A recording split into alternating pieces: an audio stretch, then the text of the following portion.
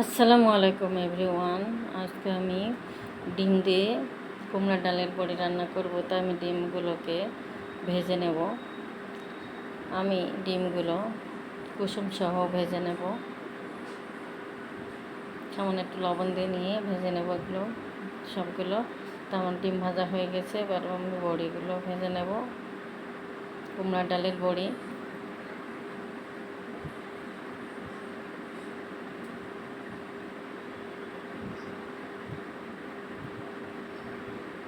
আমার কুমড়া ডালের বড়িটা ভাজা হয়ে গেছে। এবার কড়াইয়ে আমি বেশ কিছুটা তেল দিয়ে নিয়ে দারুচিনি, এলাচ, তেজপাতা দিয়ে নিয়েছি। আর দিয়েছি রসুন পেস্ট 1 চামচ পরিমাণ, পেঁয়াজ পেস্ট 1 চামচ পরিমাণ, আদা পেস্ট 1 চামচ পরিমাণ, স্বাদ মতো লবণ, 1/2 চামচ হলুদের গুঁড়া, 1 চামচ জিরার গুঁড়া, 1 চামচ ধনিয়ার গুঁড়া,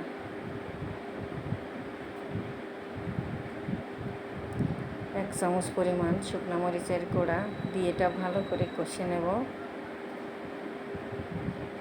একটু সামান্য পানি দিয়ে মশলাটা খুব ভালো করে কষে নিতে হবে। নিয়ে এবার বড়িটা কষে নেব। আমার বড়িটা কষানো হয়ে গেছে। এবার ঝোলের জন্য আমি পানি দিয়ে দেব।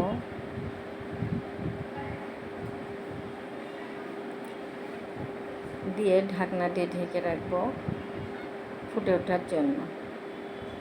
তা আমি এবার ডিমগুলো সব দিয়ে দেব, দিয়ে রান্না করে নেব ঢাকনা দিয়ে ঢেকে রেখে। তা আমার হয়ে গেছে। আমি একটু ভাজা জিরে গুঁড়া দিয়ে দিয়েছি। তা ভিডিওটা কার কার ভালো লাগলো অবশ্যই জানাবেন। আল্লাহ হাফেজ।